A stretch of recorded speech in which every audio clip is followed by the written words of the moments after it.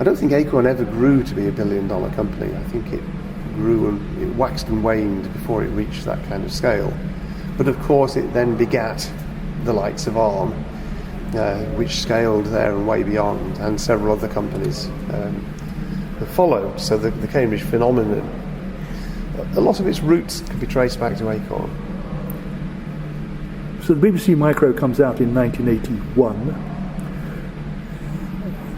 It's a big success for Acorn, big success for the BBC. Quite a bit of money made in it, I imagine. And people, you included, are looking round in Acorn thinking, okay, what next? Mm-hmm. And so you start looking at microprocessors. And you're not very impressed by what you see, are you? No, the obvious next step from the BBC Micro, which used an 8-bit microprocessor, the 6502, the same processor that was used in the Apple II and the Commodore PET and several other products of the day. The next step was obviously 16-bit. And this was driven by what was becoming known as Moore's Law, that the number of transistors you could put on a chip was doubling every 18 months to 2 years. And so the amount of functionality you could put on there was growing at that rate, and going from 8 to 16 was a natural progression. But we looked at all the 16-bit processors that we could buy off the shelf, and we didn't like any of them. Of which there were quite a few. Yes, there were processors such as, I think, where was Intel at that stage? Probably 8186, probably going on to 286. Motorola had the 68000. National Semiconductor had them. National Semiconductor had a design that was initially called the 16032, but was later became the 32016. They changed the name without changing the internals much. And there were several others around at the time. And all of these had microarchitectures which were to some degree based on the very successful mini-computers of the 1970s. So the mini-computers had shown how you scale a machine up from quite small to significant computing power, and epitomised by the digital VAX 11780, which was the original 1 MIP computer, 1 million instructions per second.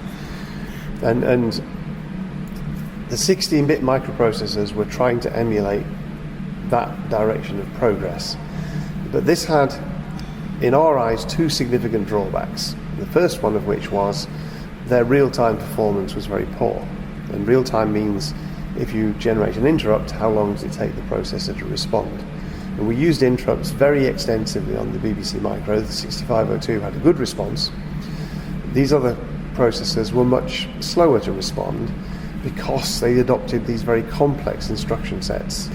The second thing that was equally important was we'd done a number of tests on a number of microprocessors that drove us to the conclusion that the thing that determined the performance of a computer more than anything else was the computer's ability to access memory bandwidth.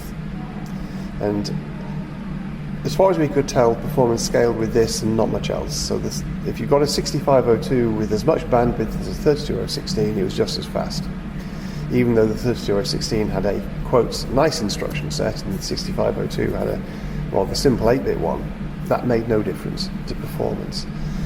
And memory was the most expensive part of a personal computer, and these 16-bit processors did not make the optimum use of that memory. They were slower than the memory, and this was clearly the wrong answer. So poor real-time response and poor use of memory. And we were scratching our heads about this problem when I think it was Hermann dropped some papers particularly from Berkeley, but also from Stanford, on our desks, where Dave Ditzel and Dave Patterson were expounding the virtues of what they called the reduced instruction set computer. And the thesis they were expounding was that the mini-computer style architecture was the wrong answer if the goal was to put the whole processor on a chip. The number of transistors that it took to implement these complex instruction sets did not leave enough transistors to do some more important things. Basic things such as pipelining the execution. And the thing that on RISC that had the biggest impact on throughput was pipelining. Pipelining meaning? Pipelining means that instead of executing the instructions by doing the fetch, and then you decode the instruction, then you execute it, then you store the results, and then you fetch the next instruction. With a pipeline, you fetch an instruction, then while you're decoding it, you fetch the next one. And then while you're executing the first, you're decoding the second and fetching a third. So effectively, all these resources, which are usually separate bits of hardware on the processor, they're all being used at once on different instructions. Instead of using them sequentially, they're used concurrently. And this very easily gives you a factor 3, maybe 4 increase in throughput with the same basic resource. But you need to control that. And so in 1983 you decided you better design your own microprocessor around the RISC concepts. yes, fed with these published papers, Sophie started playing with instruction set designs. And we were encouraged. Hermann saw this as an opportunity. I mean, Hermann he's not deeply technical in the sense of being a computer architect, but he saw a good idea. He recognized a good idea when he saw one. And I think there's also the factor that he knew us quite well. So if we thought it was an interesting way to go, he kind of trusted us on that and backed us. And it worked. Yes. Sophie did the instruction set architecture design. I did the microarchitecture.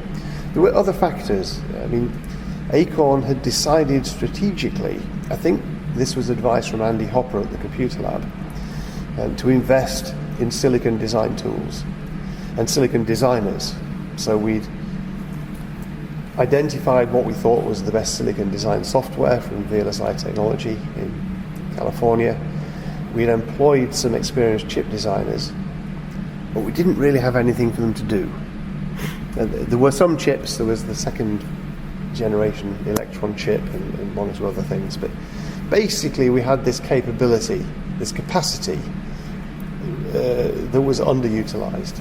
And so when I sketched a microarchitecture, they were there waiting, and they took the microarchitecture specs and did the silicon implementation. And within 18 months we had the first working ARM chip. April the 26th, 1985. That is the correct day, yes. You got your first chips back from VLSI. Yes.